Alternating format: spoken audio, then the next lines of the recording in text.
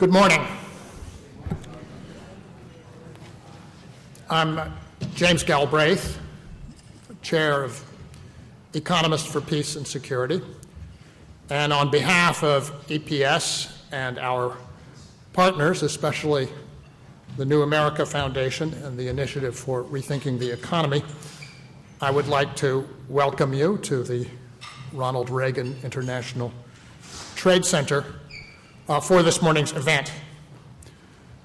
I want to say, first off, a special word of thanks to Bernard Schwartz, without whose faithful support, much of what we do would not be possible. Bernard could not be here this morning, but I know he is watching this event, and I want to say, Bernard, thank you very much. I want to say thank you also to the Foundation for Human Progress, which has provided particular support to the discussion of the issues that we will be addressing this morning, and Pierre Kalam, who's here from the Foundation, who will be speaking. Pierre, thank you. I should also say thanks to the International Trade Center for its cooperation and sponsorship of this event, and thank you above all to the very efficient and dedicated staff of EPS, and particularly our director, Taya Harvey. Thank you. There are those who say the recession is over and that the financial crisis is past. Not many of them are to be found out in the country, where unemployment has passed 10%, only the second time in my professional life, where millions are threatened with foreclosure, and where the wealth of the American middle class, built up over 6 or 7 decades, has been lost to a very large extent. To be fair, we all know this. Larry Summers, not long ago, said that unemployment is likely to remain unacceptably high for unacceptably long. The question is, what are we going to do about it? Are we going to wait and hope that the slow processes of economic recuperation pull us out in 4 or 5 years' time? Are we going to reverse course and decide that that which was done so far was the wrong policy? What we need to do is pull back, stop doing whatever it was we have been doing? Or are we going to move forward from the first emergency reaction to the crisis and to the economic slump and set a new strategic direction, a sustainable course, an effort that we can both use to generate more rapid results and sustain over the years ahead? And if that is the path to take, then what should that course consist of? It's an important and complex question, and to come to grips with it, EPS has, since the spring of this year, convened working groups in 4 areas: financial reform and related immediate economic policy measures, security, broadly defined, a program for investment in infrastructure and energy and dealing with the larger challenge of climate change, and the technical macroeconomic area of appropriate strategy for economic forecasting and budgeting. 3 of these working groups have already met, and this symposium is the first fruit of this larger effort. It is based in part on meetings that were held last June and on a white paper that was published in August. But it also responds to events as they have developed since then, and to the increasing sense of urgency that we have to develop a plausible and effective response to the rising crisis of joblessness and foreclosures. We have this morning, and we're following here the rigorous model and format of our partner, the New America Foundation, a program that is very much a forced march. It will consist of 3 panels and 2 keynote speakers, and it will proceed without interruption until we are done, which should be shortly before 1 o'clock in the afternoon. I have asked the speakers on the panels to make very short, very focused interventions and to emphasize for us the concrete policy steps that they believe we as a country and in the larger world, because there is an international dimension to this, should be considering. We've organized this into 3 areas: financial reform, the problem of jobs and housing, and the question of international monetary arrangements, the future of the dollar. I'm also pleased to say that we have 2 very distinguished, well-informed keynote speakers scheduled. They are Damon Silvers of the Congressional Oversight Panel and Phil Angelides, the chair of the newly formed Financial Crisis Inquiry Commission. And we're looking forward to hear what they have to say. I do not know whether Damon is yet arrived. If he hasn't, we will make a small change of schedule and put him after rather than before the first panel. But for the moment, I would like to invite Andrew Gelfuso, the director of the International Trade, the Trade Center, to say a word of welcome. And meanwhile, I will just say again, thank you all for coming, and I look forward with you to a very useful and enlightening morning.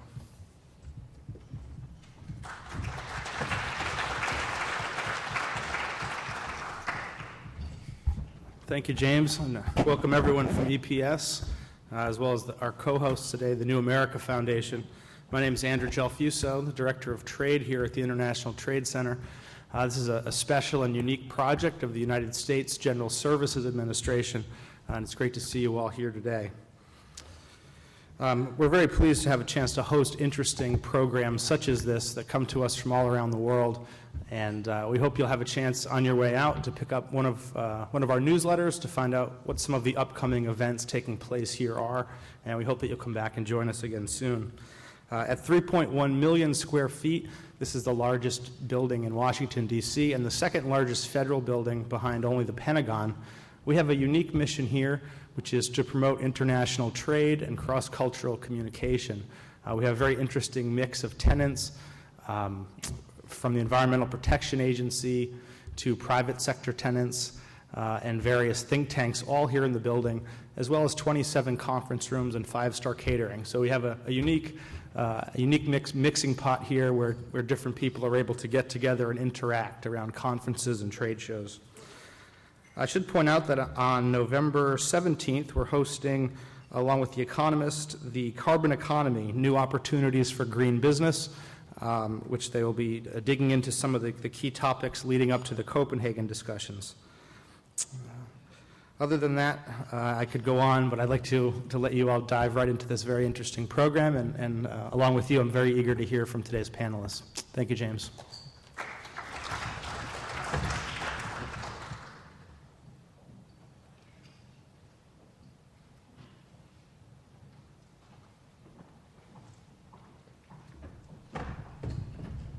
Well, it does appear that Damon has not yet entered the room, so I would like to invite the first panel,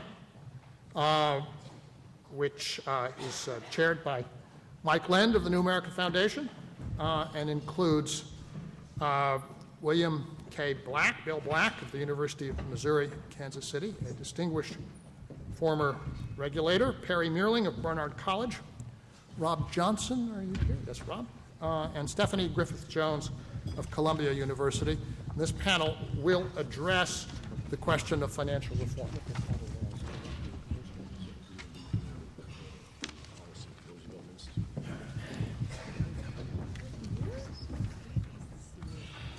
Good morning. I'm Michael Lind, the Policy Director of the Economic Growth Program at the New America Foundation. And I'd like to welcome you to the first panel entitled Banks and Regulation. 10 after 10, okay. Now, this debate about financial reform, I think, is remarkable in a couple of respects. The first is that it is a sweeping debate. Most debates about public policy, for good reasons, are about a fairly restricted range of options, constrained by a widely shared consensus. What we've seen in the last year or so since the financial crisis began is a willingness to consider all options and to ask basic questions. You know, what is banking for? You know, what should be the fundamental architecture of both national and international financial systems? This moment may pass. You know, we will see it at some point. There will be a new system, a new consensus. But I think it is a remarkable moment in that respect. And the second remarkable aspect of it, to my mind, is that this has not polarized along partisan lines the way one might have expected it to. At the beginning of the crisis, there was a tendency for liberals and conservatives to have different scapegoats in terms of the immediate origins of the crisis. But I think the panelists may disagree, but I think the way it has evolved, you've seen a quite different pattern. You have people on the right, the left, and the center who are proposing fairly sweeping radical changes to the financial architecture.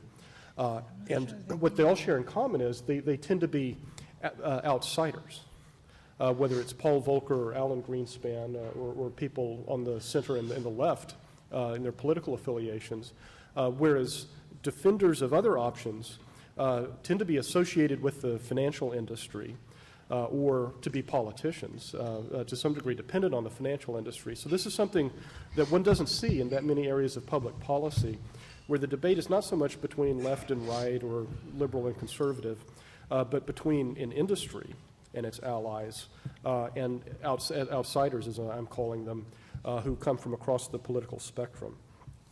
Now, to guide us through this fascinating debate, we have the four panelists, Bill Black, Perry Meerling, Rob Johnson, and Stephanie Griffith-Jones. Bill Black is an associate professor of economics and law at the University of Missouri at Kansas City, and executive director of the Institute for Fraud Prevention.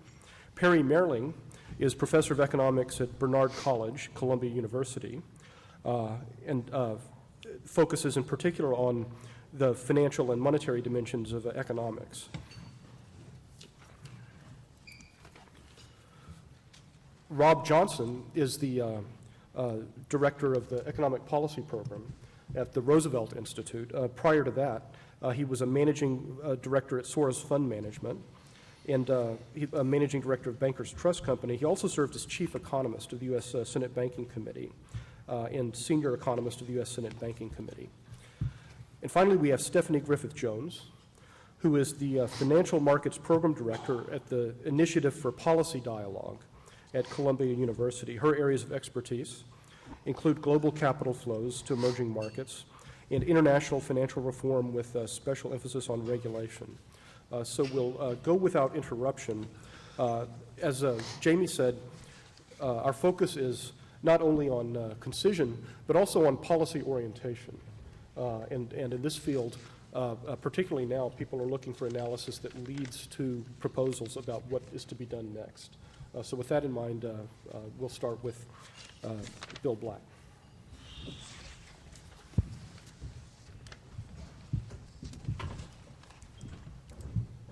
Thank you.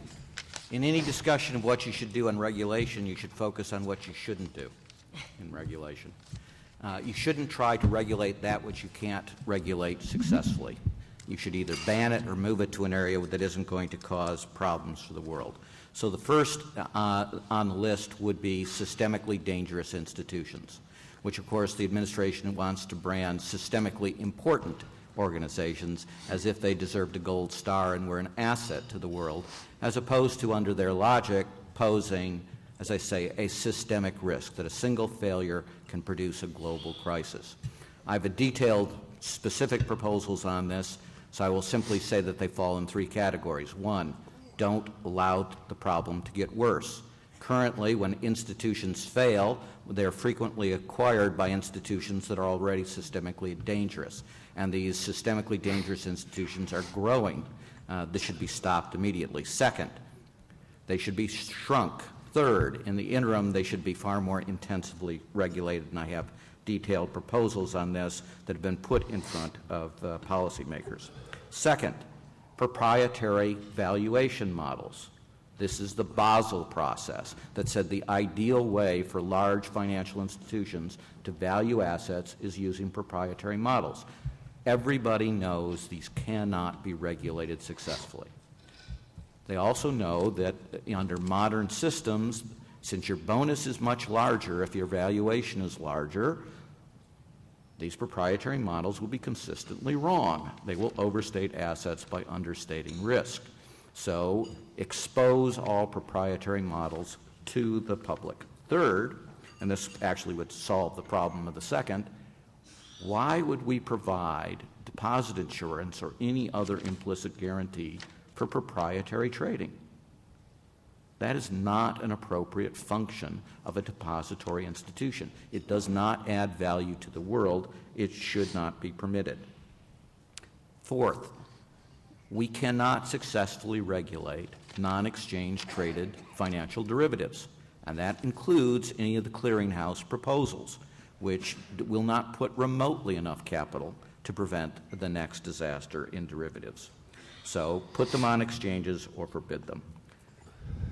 Fifth, you can't create a system under which all the incentives push you repeatedly towards accounting fraud and then expect regulators to stop these incredibly perverse incentives. So fix the incentive problem. Anybody in economics, of course, is going to tell you that. By the way, my background includes being a white-collar criminologist and a former financial regulator, in addition to the econ and law part. So that means largely fixing compensation, and not just executive compensation, folks. It's compensation that's being used to suborn all of the so-called controls and turn them into allies of the accounting fraud. So I'm talking about appraisers who report extraordinarily frequent efforts at intimidating them into inflating appraisals. I'm talking about the rating agencies. I'm talking about the top-tier audit firms. So what would we do? One, we actually mandate that compensation be paid in the way that it's supposed to be paid, based on true long-term performance. And we prevent this competition and laxity, this Gresham's dynamic that professionals are under, by assigning you which professional is going to do the valuation, as opposed to you being able to pick them and, of course, then pressure on them. So that's the first thing we do, major area, what we shouldn't do, attempt to do by regulation. Second area, the greatest threat to successful regulation now, and this is pretty much worldwide, is ideology. We have a self-fulfilling prophecy of regulatory failure because we put people in charge of regulatory apparatus that don't believe in regulation, believe it cannot work, believe it is counterproductive, and surprise, they prove their point under their own leadership. All right. This is based on ignoring most everything that's ever been found about criminology and the facts, and that's why we have not just crises, but recurrent, intensifying crises, that we are incapable of learning from the crises in these ranks because of the ideological blinders. So classic is, these are the leaders still in corporate law in the United States of America, Easterbrook and Fischel saying a rule against fraud is not necessary or even particularly important. Right? That is the controlling ideology. Well, you might think those are academics. Alan Greenspan, who told Brooks Liborn that they were not going to be able to agree on regulatory philosophies because she believed in regulating against fraud. Right? This is the mythology that private market discipline prevents all fraud and it cures itself. Can you imagine putting someone on a National Transportation Safety Board investigation of a plane crash who believed that planes were inherently stabilizing? Right? That would be treated as insane, but that is the current world that we have regulating us. This leads not only to deregulation, but desupervision. And desupervision is far more insidious. The rules stay in place, but they don't mean anything because the people in charge are the ones with the chainsaw in the picture of the OTS director about to destroy all regulation. Mission accomplished. So leadership is far more important than regulatory structure, and virtually all of our emphasis has gone into pretty silly debates about regulatory structure, in my view. Third, so how do we escape those ideological shackles and improve supervision? First is to remember that historically the leading cause of bank failures has been insider fraud, and therefore that criminology field might actually be worth listening to because we have real understandings. We know that these frauds cause the largest individual losses, and we also know that they lead to financial bubbles and the hyperinflating of those bubbles and systemic crises. We know that they're not random. We know that they arise from what in criminology is referred to as a criminogenic environment. That means perverse incentive structures. We know how to identify them, and we know how to deal with them. So I suggest that every regulatory agency that is in this area hire a chief criminologist. What does the chief criminologist do? Here's the mission description. Look for patterns. We need the equivalent of a National Transportation Safety Board investigation when you have a failure. Now here we don't believe that the safety board investigators are going to decide things on the basis of whether they're Republicans or Democrats. We hire professionals, scientists that actually look into the causes. And when you look into those causes, you will identify characteristic patterns. The WAMUs, the IndyMacs, the Countrywides of the world, if you look to it, they will follow a very distinctive pattern because that's what optimizes accounting fraud. And that's going to involve gutting their underwriting and deliberately making incredibly bad loans, growing like crazy, leveraging out the kazoo, and not having any loss reserves. And hint, that's what the world of subprime and non-prime is all about when you look at the facts. So you look for the pattern and you prioritize these institutions for closure.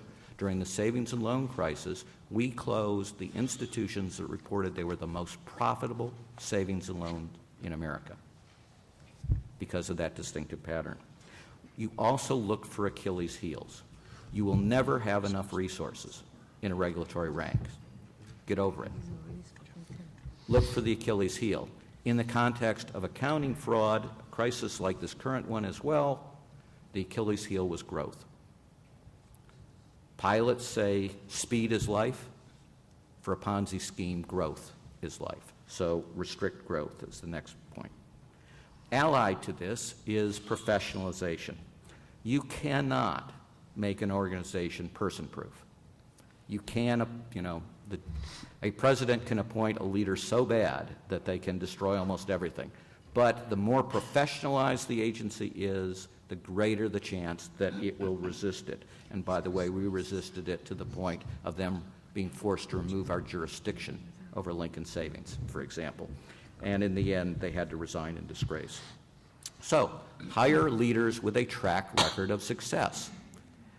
Now, that's so obvious that the fact I have to say it is amazing, because what have we done?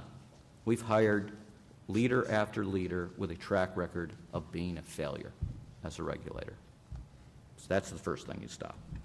Use civil service as opposed to political appointees.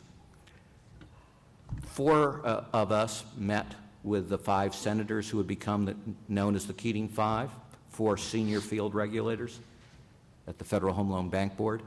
To this day, I have no idea what political party the other 3 belong to. It's not something that mattered that we ever dealt with. You can professionalize an entity, and it starts at the top. And, of course, in the policy domination of economists. You have to understand the criminology, and you have to understand accounting. Accounting is the secret flaw in virtually everything, so look at it. Study fraud seriously. Currently, we don't even count it. The FBI statistics ignore it, and we don't study it. The National Institute of Justice refuses to give grants to study white-collar crime. So, reverse both of those things are my policy proposals. Create crime indices on these serious areas of fraud, and have the National Institute of Justice put at least $50 million immediately into the study of white-collar crime. Finally, understand the interplay of regulation and the criminal justice system. That if you don't enforce the laws against fraud, there is a Gresham's dynamic in which cheaters prosper and come to dominate markets. You can only deal with that through effective regulation and the criminal justice system, and without effective regulation, the criminal justice system cannot be effective against this kind of crime. Thank you. Thank you, Bill. Perry Melling. Thank you. I'm going to take a somewhat different tack, more view from 30,000 feet, to continue the airplane analogy. I like to think of this crisis as the crisis of the emerging new credit system that has been building over the last 30 years, a shift from a bank-oriented credit system to a capital markets credit system. The cause of that shift, the causes are many. There are many structural issues at stake here, and I'm not going to talk about any of those. It seems to me that the thing that I can most add value today is understanding why this system crashed, this parallel system, this credit market system, this shadow banking system, people call it. What went wrong with it? How can we fix it? And have we fixed it? It seems to me, in terms of what went wrong with it, there are 2 elements that we need to be focusing on. One is the funding system, the system of funding, which broke, and the other is the system of risk control, which broke. The risks I'm talking about here are financial risks, not operational risks, fraud, and so forth. The funding system broke. What I mean by that is that the wholesale, and this began in August 2007, piece by piece we saw a slow meltdown of the money market funding system for the parallel banking system, for the shadow banking system. The collapse of asset-backed commercial paper, of the repo market, financial commercial paper, one by one. And until finally we moved the money market onto the balance sheet of the Federal Reserve, where it is today. It's that system is still in collapse largely. There's talk about how things are, the spreads between these different things are back to normal, but the volume is not at all. When you hear talk about the exit strategy of the Fed, what the main issue, it seems to me, in terms of the exit strategy here, is going to be about getting the money markets working again, so that the Fed doesn't have to be the intermediary between parties that used to be borrowing and lending to each other. What's happening now in the United States, and because of the crucial role of the United States in world funding systems, is that everyone wants to lend to the Fed and borrow from the Fed, and not from each other or to each other. And that remains, unfortunately, too much the case today, particularly so, particularly so because the Fed is lending so cheaply. Cheap lending is now part of the problem, and this, of course, is why did we drive the interest rate down to zero? There's macroeconomic reasons for this, but it is until there's actually money to be made in the money market. It's all of this lending is going to stay on the balance sheet of the Fed. So the funding system is broken and it's not fixed. The second system that broke was the risk control system. Maybe you think that's charitable calling it risk control, but this is the credit default swaps. This is the guarantees on the super senior tranches. Those sorts of things you've heard about. And we know when AIG was at the bottom of all of this, when AIG was pulled out, there was no one guaranteeing anymore. We have replaced, to some extent, these guarantees with government guarantees. Some of these are explicit, and you can see them. The FDIC is writing guarantees on bank bonds and things. Some of these are sort of hidden. People inside know where they are. When the Fed is making a non-recourse loan, they are insuring tail risk. They're doing what AIG used to do, as a matter of fact. There's an exit strategy problem here, too, because it is not clear at all that the private sector should be doing the kind of thing that AIG was doing, writing tail risk insurance for the system. But that means that the government has to be doing it, or there won't be a system. There won't be a backstop. The backstop is implicit always. This is the one thing we've really learned, and maybe I want to emphasize, that this shadow banking system is implicitly backed by the government. When it runs into trouble, the government is going to bail it out. It's going to collapse onto the traditional banking system, and the government is going to bail it out. So we need to wrap our arms around that from the point of view of regulation and think about regulating the shadow banking system, not just the banks that are setting it up. So 3 lessons. One, I think the thing that I would emphasize most in terms of an agenda for regulation going forward is that we need to be thinking about our job as regulating markets, regulating instruments, much more than regulating institutions. Our regulatory, we're looking at too big to fail. We're looking at institutions and trying to save them instead of thinking, well, which instruments are the right instruments to have? And safe ones, and if they're safe, then we don't have to worry about the institutions so much. Second lesson, rampant mispricing of funding and of risk and credit insurance was the source of this trouble, and we want to make sure that we fix that going forward. It seems to me that rampant mispricing of funding and risk is still there. It's just now being done as government policy. That's being done as part of a way of keeping the system from collapsing, and as a short-term solution, maybe that's a good idea. But we have to have an exit strategy, or else we're going to be right back in the same problem, except now it's the government blowing the bubbles. Lesson 3, if rampant mispricing is the problem, we need to get the prices right. Lesson 3 is that the most important prices to get right here are the prices of these new instruments, these credit default swap, risk-controlled markets, and that involves derivatives reform. And so I see derivatives reform, derivatives regulation, derivatives reform, moving this stuff onto exchanges, that sort of thing, as really the sine qua non. If we get that right, we'll be okay. If we don't get that right, we won't. So I know the next speaker is going to tell us a lot about that. So let me just conclude. Have we fixed it? Basically, no. We haven't actually done much of anything to the 2 points that I was addressing. And that's partly because we haven't had time, so I don't want to be too negative about that. But it is important that we take advantage of this period to put in place things that will be more solid for the future. I am a bit concerned, I'll say in closing, that one of the ways we have held up this system is by holding up institutions. The same institutions that were using their access to the government purse and government guarantees to write the government's name on all kinds of insurance schemes and charge for it and make profits for it and give bonuses for it. It seems to me that this is happening again.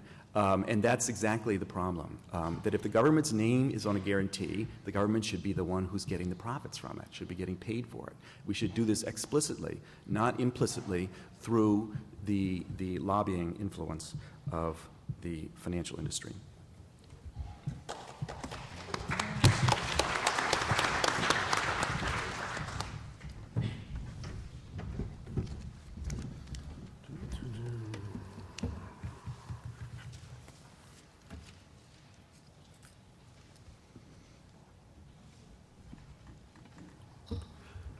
Good morning.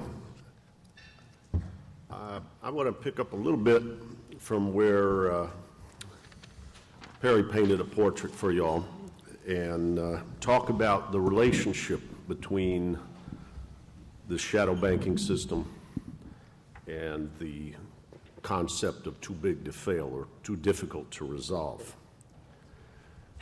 When you look back at the Depression, they put on deposit insurance, and at the same time, when they applied the anesthetic to the liability side of the balance sheet, they controlled the asset side through regulation. As time went on, these traditional banks started to use what are called wholesale liabilities rather than insured deposits at the margin. And as market fundamentalist philosophy took hold, we saw an increasing push to deregulate the asset side on the grounds that at the margin, the wholesale liabilities would discipline the risk-taking. As the derivatives market grew from $70 trillion to $600 trillion in notional amounts outstanding, the notion of the conjectural guarantees of everything on the liability side, which were not in contracts, but which were perceived and believed, probably believed until the moment of Lehman Brothers, disbelieved for a few days and then rebelieved between AIG, forbearance with Bank of America and Citi.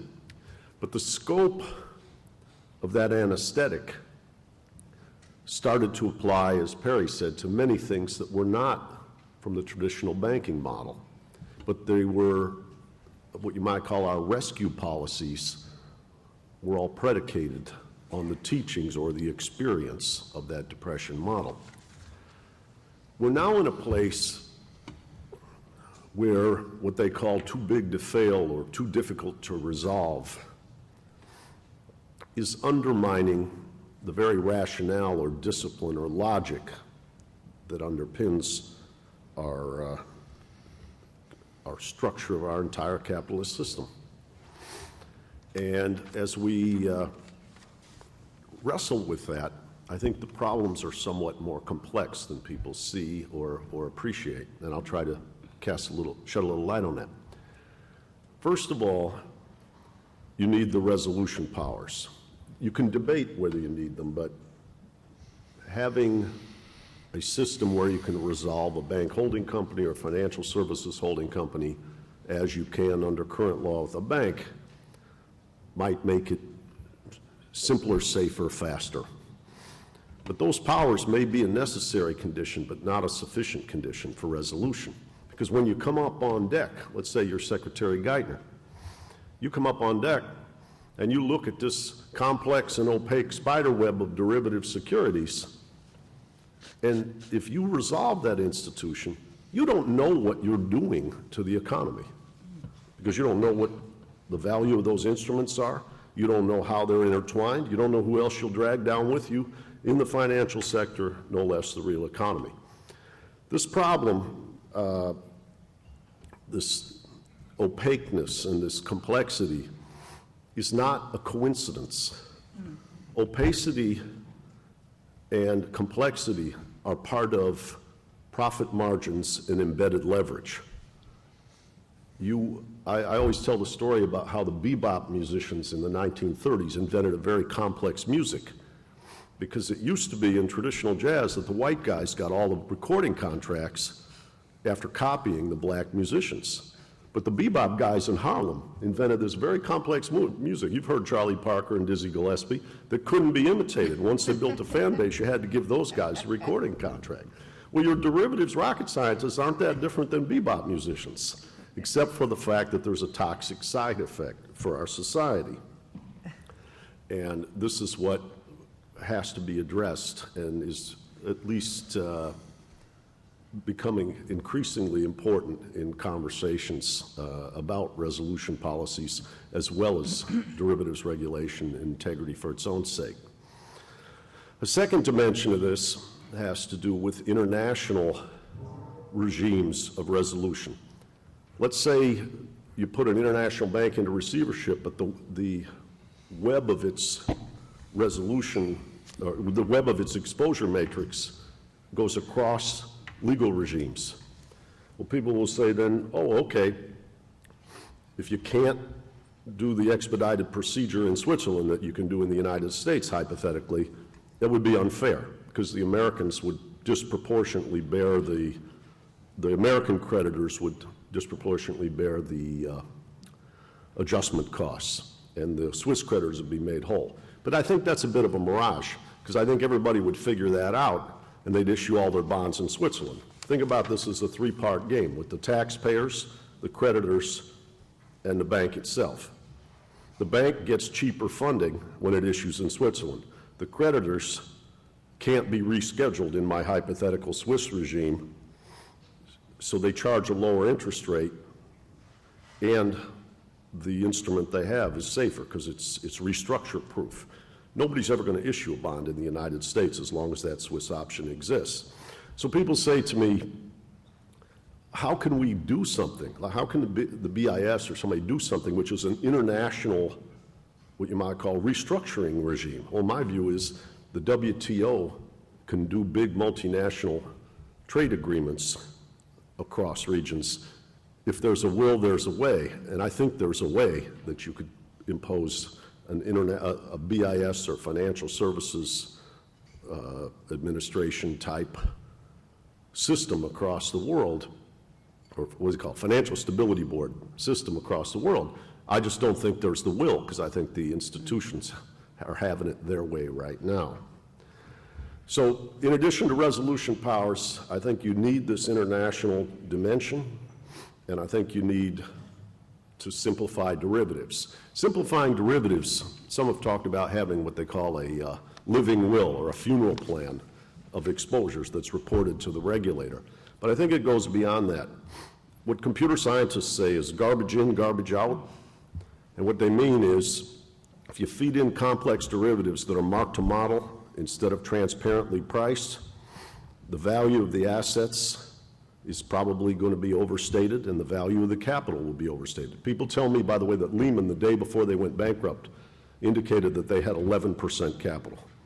So what we need are real prices and real transactions, and probably, according to the analysts I talked to, significantly less profit for the top 5 banks. Most estimate that they're on schedule to make between $30 and $35 billion this year in derivatives trading, OTC derivatives trading, and they estimate if these things were forced into a clearinghouse, they'd lose about 20% of that, and they'd lose about another 15%. So you're talking about a diminution in profit of $6 to $9 billion a year. I bring out that number. I mean, I think that's a healthy outcome. I think that's a better and more productive society. But it does bring forward some of the challenges in this city, because any group, small group, industry group that's going to lose $9 billion a year probably has a pretty good-sized lobbying kitty to resist this type of change. And we saw in the legislation that was offered in the House Financial Services Committee in early October, an attempt by what I'll call the industry to hide behind healthcare and do an end run. It looks like that's being stopped. It looks like there are an awful lot of Democrats that don't want to go down with the bank ship in the event of another crisis. And I have said in my own testimony on that bill that it would be codifying into law the San Andreas fault of our financial system. Finally, I look at the Dodd Bill that came out yesterday, and I have two thoughts there. One, that might be the high watermark in the legislative branch of public policy we see in this whole episode. But it makes me think that the banks are probably going to, what you might say, stop trying to push for immediate enactment of legislation. I think they got stopped on the end run. The existing regime right now allows them to continue their high profit margin OTC behavior.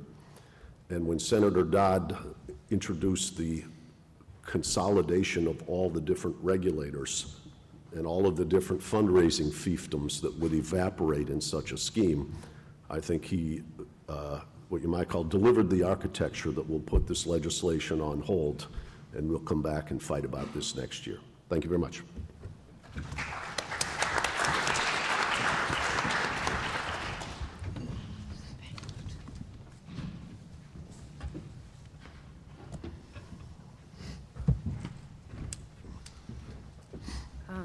Good morning. Delighted to be here. It's such an important seminar. I would like to start by talking about reasons for regulation very briefly, and then go on to the policy issues.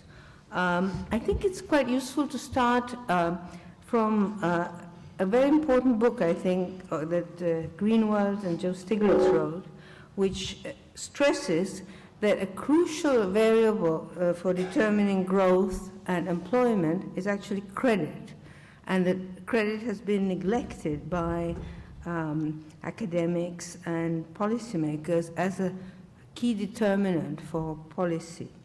And because credit is important, more important, they argue, than monetary policy, effective regulation of credit is a crucial element to have stable growth paths and high employment levels.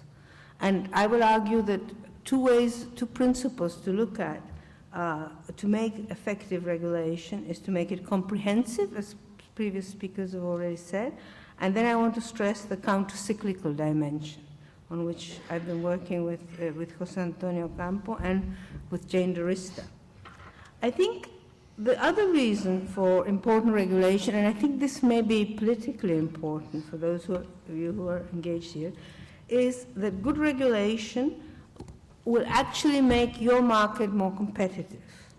It's a market argument which I think that progressives can use, and that in fact there may emerge as a result of this crisis a race to the top rather than a race to the bottom, and that those markets that are well regulated are the ones that will attract more savings by their own people in a globalized world, but also by foreign investors. And we see this already in the pressures that, for example, the Chinese are exerting for a well-regulated US system. I wanted to mention the issue of size, but Rob has already talked very nicely about the issue of too big to fail. But I just want to mention something about the size of the financial sector. And I think that one of the things that we have to think looking forward is what size of financial sector we want, as well as the point that Rob made about how complex and opaque should we allow the institutions to become. So I think we want a far smaller financial sector. A more efficient financial sector is one that does its job of channeling savings to efficient investment better by doing it efficiently and by being smaller. And of course, to the extent that it's smaller and simpler, it would be, of course, easier to regulate. I noticed in the last few months talking to developing country policymakers who are a little bit snooty about the crisis in the US and a bit kind of show off about how well they've regulated their markets. On this occasion, they didn't in the past. I think their job is easier because the financial system is smaller, and because I think the main reason is political, because the financial sector tends to be less powerful, although it's foreign dominated, which makes it difficult. But I think the small scale and the simplicity allows the space for regulators to do their job and makes regulatory capture more difficult. Finally, I want to focus on two key principles, a bit more on the one of countercyclicality, although I think comprehensiveness is also extremely important. I would like to say that in the last 12 months, there is actually a lot of rhetorical commitment to implementing both principles. Whatever report you read, whether it's from the FSB or the Basel Committee, and including the last report by the US Treasury, there seems to be a very important commitment to these two principles. But I think it's very important to examine what is actually happening. That the devil is in the detail, and there is far less clear that what will be implemented will actually be effective to achieve those two goals. For example, we've been working with progressive people in the European Parliament, and we see how effective regulation of hedge funds is not happening, even though rhetorically the European Commission is saying that it is happening, and the hedge fund industry is attacking them for doing too much. So I think there's a kind of challenge. In a way, that's what we're doing at this conference for progressives, to define, to keep clarifying what a system should be of regulation, to monitor what is being said, and also then to monitor what is actually being done, and to therefore lobby that people do what they say they're doing. Now, as regards countercyclicality that I want to focus on today, is, of course, the idea is that perhaps the main market failure is in financial markets is that this boom-bust trend, which is so costly and causes all these terrible crises, increasing crises, as one of the previous speakers said, and that therefore it's a key challenge to have appropriate countercyclical regulation to reduce the procyclicality of finance and the damage it does to the real economy. Now, initially in this discussion, there was a lot of discussion between how should we do it, and still some people say, oh, we can't really start doing this because we're not sure what is the best instrument, but which I think is a little bit of a cop-out. I think that now there's moving towards a consensus that you actually need different instruments because the different failures of financial markets. So that, for example, in the case of solvency, you could use both countercyclical capital requirements and loan provisioning, as well as countercyclical leverage ratios. And finally, that for sectors like real estate, you may need also to use loan-to-value ratios, so that particular sectors that are especially prone to boom-bust don't create problems. And this has been done. The case of provisioning, and I think this is very important, countercyclical provisioning has been done for the last 10 years by the Central Bank of Spain, and it has been quite successful in strengthening the banks, even though it has been less successful because it wasn't tight enough to control credit, particularly to real estate. But it has been done. And many countries have actually regulated loan-to-value ratios. For example, China does it in a counter-cyclical way. But what is interesting is, as I said, there's this consensus emerging that you could have use different instruments. And even the last US Treasury report argues that you should have both risk-weighted capital requirements, counter-cyclically, and leverage ratios, because they say quite openly, if you have one, either of them, you will get a lot of regulatory arbitrage. But they say if you have two or more, there may be less chance for regulatory arbitrage. The only problem is that you may have a very complex system emerging, and therefore there is, I think, if this becomes too complicated, I think one should think of the more direct, more old-fashioned, so-called old-fashioned system, which used to limit the growth of bank credit. And this is something that, for example, Joe Stiglitz advocated when he testified to Congress. It's more difficult than in the past because of the complexity, but I think it's very powerful as an idea. I think one of the related issues on countercyclicality, and in general, is whether it should be discretionary or rule-based. And I think that the case for rule-based is being increasingly accepted and is very important because a rule-based makes it much more difficult for regulators to be captured by the over-enthusiasm of booms or by pressure from financial interests to not do counter-cyclical regulation in the good times. People always say this time it's different, we've got better models, we've got higher increases in productivity, so don't worry, just let credit rip. And we always know that it's never different, that in the end, always it ends in tears. So if one has rules which perhaps could be tightened, for example, if the boom has gone on for too long a time, if credit expansion is particularly high, especially in certain sectors, but could never be loosened, because for the reasons that I explained. I would also like to say quickly that I think though solvency is very important, liquidity provisioning and countercyclical liquidity requirements are extremely important. As Perry was saying, funding was at the heart, and Bill, at the heart of the problem, and therefore it's very important to have liquidity requirements.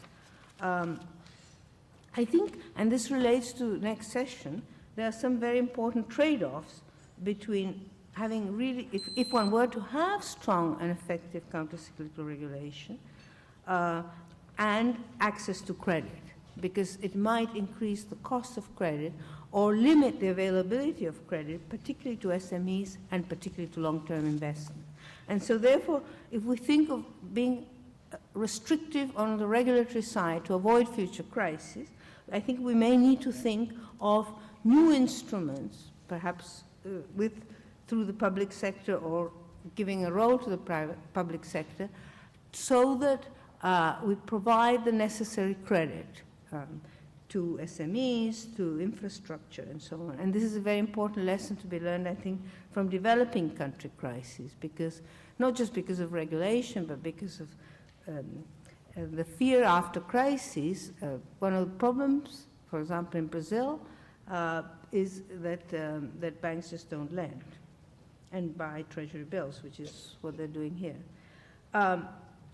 So who should this countercyclical requirements apply to? I think the best approach is equivalent, as we've worked with Jane, equivalent comprehensive countercyclical regulation for all institutions, but especially for all instruments and markets.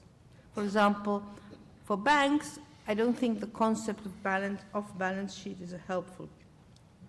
And as Bill was saying, if you can't regulate it, ban it. So don't have any off-balance sheet activities, put them all on the balance sheet.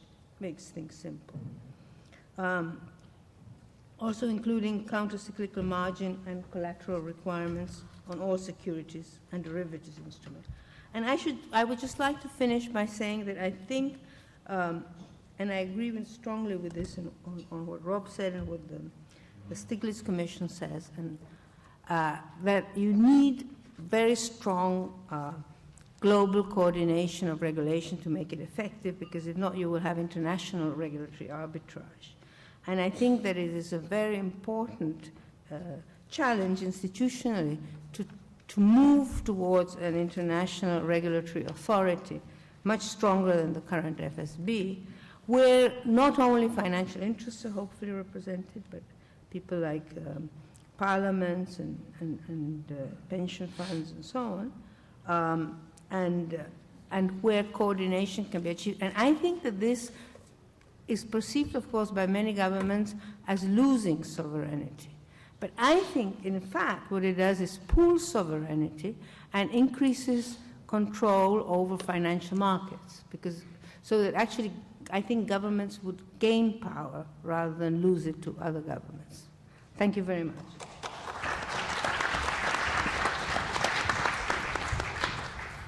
Well, I'd like to thank all of the panelists for fulfilling their assignments of giving us not only a very comprehensive and also detailed overview of the challenges in this field, both nationally and internationally, but also giving us a great number of thought-provoking and concrete proposals about how to deal with it. We have about 10 minutes to take questions, comments from the audience. Yeah, back of the room.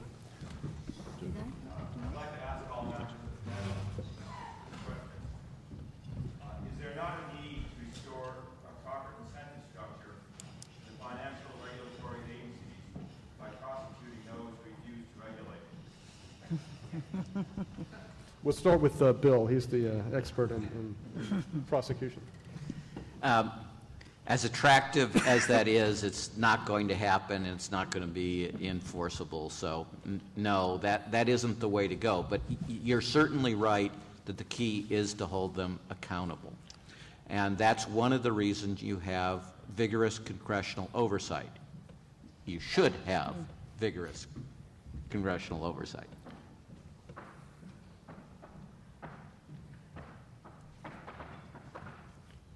Would any other... I'm with Bill.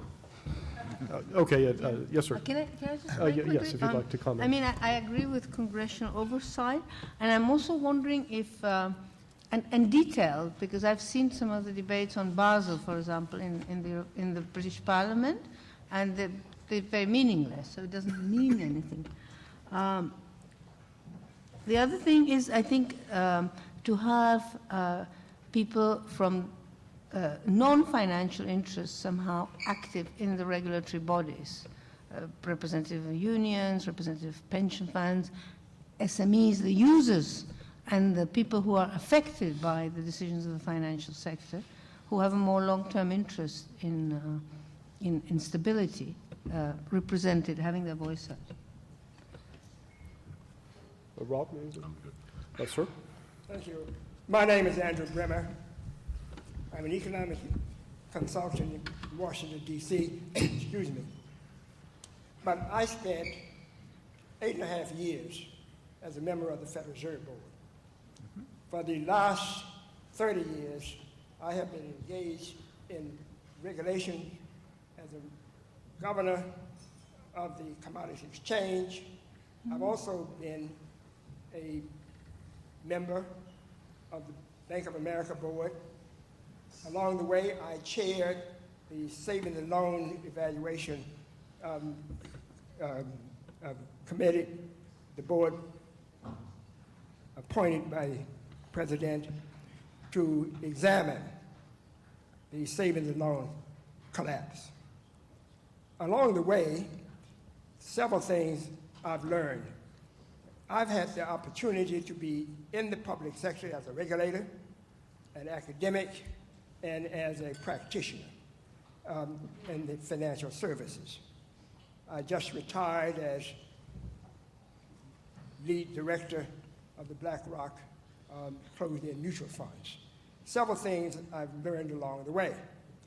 First, the old rule that he who has the goal makes the golden rule. The principal thing about systemic risk, and by the way, I would encourage several of you, anyone who would like to read the paper I wrote in 1988, which appears in the Journal of Economic Perspectives on central banking and systemic risk in capital markets. The thing that stood out, that the resolution of these issues involved the ability to lend. The lender of last resort is the key.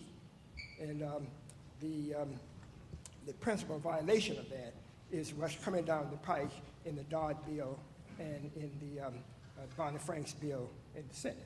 So the complexity of the matter, when you think about the need to have civil servants manning these oversight and regulatory responsibilities, you must remember that a great deal of knowledge of the structure and functioning of the markets is also required. Finally, we had a decision a few days ago in the courts in Brooklyn where the managers of the hedge funds for Bear Stearns were acquitted. Why? Because the government did not make a case about fraud and conspiracy. I think all of us should think about those matters. Thank you. Well, thank you very much. Comments? Thoughts? Well, thank you for those observations. Do we have any other questions or comments? Yes, back there. Thank you. Yes, I'm Ed Spanhaus from Executive Intelligence Review. In the spirit of Michael Lind about putting all options on the table, I want to ask about whether it's possible to regulate or re-regulate such a huge parasitical speculative bubble as has grown up over the past 20 years. Now, as has been indicated, much of this is still on the books, whether it's the books of the banks or it's been transferred to the Fed.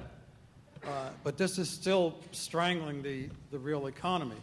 And my boss, Lyndon LaRouche, has called for a global bankruptcy, a Chapter 11 type reorganization along Glass-Steagall standards where you wipe out this speculative value.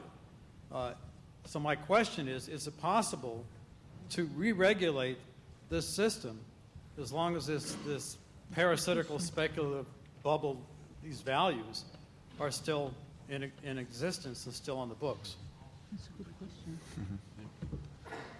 Let me do that. I think I'd give you two types of answers here. One is these are human constructions. Anything is possible in the sense that you could pass laws, prohibit things, unbuckle things, compartmentalize, prohibit activities. The fact that they existed for the last 20 years has to be put up as what you might call the positive evidence, and what's happened in the last 2 years is the negative evidence. And I think some people would question whether some of these techniques ought to live on. Others would argue, particularly after the Commodities Future Modernization Act in 1999, that some of these activities are like underpriced insurance. They don't pay what you might call contribution to systemic integrity, and restoring that balance between private propensity to take risk and the social propensity or the social cost of that risk being taken might dry up some of these instruments in some of these markets. But my second answer comes from what you might call the political economy, and having been Tom Ferguson's student, which is, like I alluded to before, the OTC derivatives market is very profitable now. And the process of getting legislation passed that has a healthy social imprint that reduces profit of this oligopolistic sector basically has me bringing down from the sky the ghost of Teddy Roosevelt and talking about trust busting and whether that's healthy. And how we say the backside of what I'm saying is that I think it will be very difficult because people are addicted to the profit of those techniques, and restoring the social balance will be almost impossible to do in the next couple of years. We have another crisis of the magnitude of the last one. In the next 5 years, that'll change the odds quite a bit. But I think right now it's a real struggle. We deliberately targeted a bubble in the savings and loan crisis and burst it in commercial real estate in the southwest of the United States. So it can be done. I had the honor to be the deputy director doing the research on Dr. Brimmer's National Commission to study the causes of the savings and loan crisis. The commission found that at the typical large failure, fraud was invariably present, And there's a wonderful article by Akerlof and Romer in 1993. Akerlof, of course, subsequently being a Nobel Prize winner, that explains the role of the savings and loan fraud in helping to produce that regional bubble. Perry? The question, can you regulate, given the overhang, I think was, I want to emphasize the overhang. Rob's answer was yes and no, and mine is too. I think it's very important that you put on the table this issue of the overhang of what's left over from the bubble, and that this is all still there, and that it is creating big headwinds, and it's a big obstacle to moving forward. I think that's right. Deleveraging will take some time, and it is happening. A number of these constructions, as Rob also said, were profitable only because there was rampant mispricing, and now taking it all apart and moving those instruments to other places, this is happening. I mean, one index of this happening is all the rewriting of mortgages that's showing up on the Fed's balance sheet. That's collapsing some of these structures. It's moving them elsewhere in the economy. But it is a lengthy process, and at the same time that we're doing that, we need to be thinking about building for the future.